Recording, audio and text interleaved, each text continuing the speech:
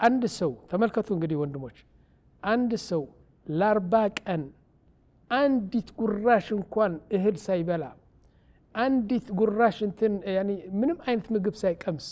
ለ40 ቀን ውሃ ብቻ ከጠጣ በሰውነቱ ያለ በሽታዎች በሙሉ ይጠፋሉ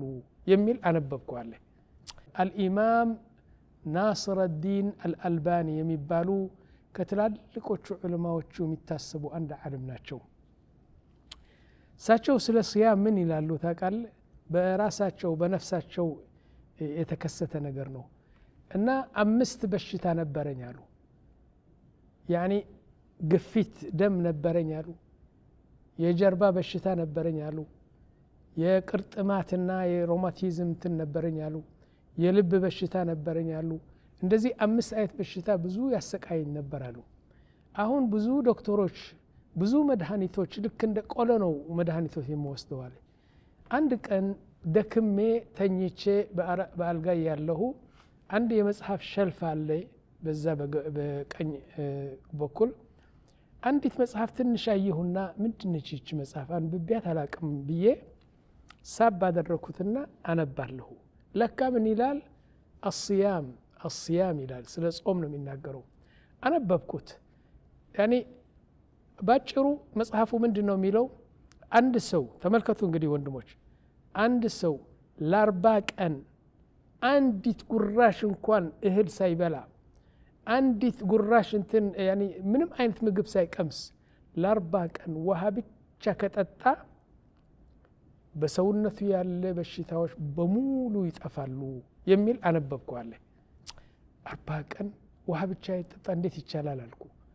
ላኪን እኔ አለ አላህ የሰጠኝ አንድ ችሎታ አለ አለ አንድ ነገር አደርጋለሁ ካልኩ አደርጋለሁ አሉ አሁን ቢስሚላህ ብዬ ጀመርኩት 40 ቀን በውሃ ብቻ አይቻልም እኮ ወንድሞች ጀመርኩ አሉ ትልቅ ዓለም ናቸው خلاص ቢስሚላህ ብዬ ውሃ ብቻ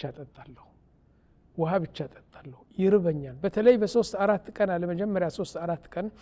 ራስ ምታት ያሰቃየኝ ያዞረኛል ወድቃለሁ ከራብ የተነሳ ምክንያቱ ሰውነቴ ምግብ ነው የለመደው አሁን ስል በቃ አዘምት ቃል ገባሁ በራሴ 40 ቀን መሄድ አለብኝ አልኩ ሄድኩና ውሃ እየጠጣሁ ጀርባዬ እንደዚህ በቃ ተቀወሰ አለ በራብ የተነሳ አሁን 10 ቀን ሄድኩ ከ10 ቀን በኋላ እንኳን ምግብ አለ ውሃው ራሱ አልዋጥም አለኝ አለ ውሃው ራሱ ልጠጣ ብል አልዋጥም አለኝ ደከመ ሰውነቴ ላኪን 40 ቀን መቆየት አለብኝ ብሞትም ምንም አይደለም አልኩ ቀጠልኩ ውሃ ብቻ ጧት ተነስቼ ውሃ ቀን ውሃ ማታ ውሃ ብቻ እጠጣለሁ አለ 20 ቀን ካደረኩ በኋላ ወደ ዶክተር ሄድኩ ወደ ዶክተር ሄጄ ቼክ አፕ ሳደርግ ምን አለ ያ ዶክተር አልኩት እኔ እኮ አንድ ነገር የገረመኝ ነገር አለ ምንድነው እኔ 20 ቀን አንዲት ቆሎ እንኳን አንዲት ጉራሽ እንትን ምግብ አላስገባሁም በሆዴ ግን ሰገራ ቤት ሲሄድ ሰገራ ይወጣል አለ ይገርማል ከዛ በኋላ ዶክተሩ አወቀው ነገሩ ምን አለኝ ታውቃለህ እድሜው 75-80 አመት ነው እድሜያቸው ለ75 አመት በሰውነቱ ውስጥ የምትበላው የነበረ ምግብ በሙሉ እዛ ተከምሮ በደም ስር በሙሉ ግድግዳው የምግብ ትርፍራፊ እዛ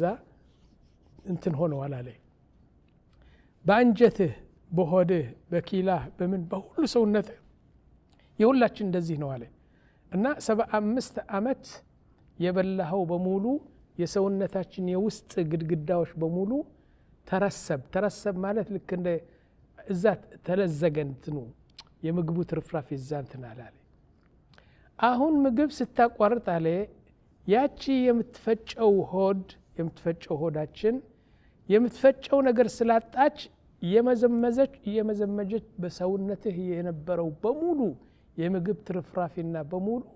ሙጥጥ ጠርጋ በሙሉ ወሰደችዋል እሱ ነው ሰገራ የሚወጣው እና ቀጥላሉ ከዛ 25 ቀን ሲሄድ እንዲያውም በእግሬ መቆም አቃተኛለኝ ሰው ተሸክሞ ወደ አልጋ ተሸክሞ ወደ ሂድ እንደዚህ አልሙሂም ብዬ 40 ቀን ሞላኋት አለ ይተመናል نعم والله ሼኹ ትልቅ ሼኽ ትልቅ ዓለም ባይሆኑ ኖሮ አናምንም ነበር ከዛ በኋላ ከ40 ቀን በኋላ ሄጄ ወደ ዶክተሩ ቼክ ሲያረገኝ በሙሉ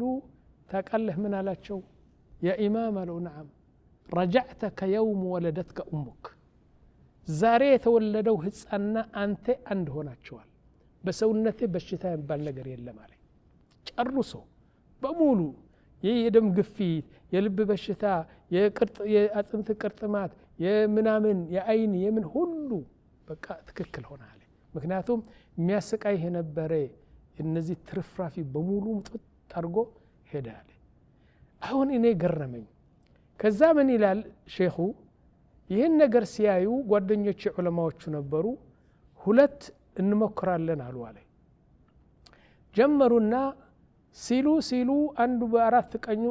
በአራት ቀን ወደቀ አለ አልቻለም አቋረጠው አንዱ እንደምንም ብሎ 10 ቀን ሄደና ከ10 ቀን አልሄደም አለ አቋረጠ አይቻልም ጨርሶ አይቻልም እኔ አሁን ላስቃችሁ እኔና ጓደኛዬ ይህን ነገር ስንሰማ እንሞክር አልኩት እንሞክር 40 ቀን አይዋ እንሞክር አልኩት ብስሚላህ ብለን ሞከርን በሁለተኛው ቀን ቀኑ ሳይመሽ خلاص ሚስቴ ምን ነካለችኝ ኧረ ተይ ዝም በይ በቃ ለሰው እንዳትነግሪ እንደዚህ እኮ ነው ያደረኩት ኧረ አትችልም አለችኝ ሶስተኛ ቀን ሄዳለሁ ብዬ ሌሊቱ መነሳት አቃተኝ ሞትኩ خلاص በራብ خلاص አቋረጥኩ ማለት ነው ስለዚህ እውነቴ ነው ይሄ ነገር መጀመሪያ ቆራጥነት ያስፈልጋል ሁለተኛ ነገር ውጤቱ ካየህ ትገፋፋለህ እውነቴ ነው ይህ አንድ ጥቅሙ ነው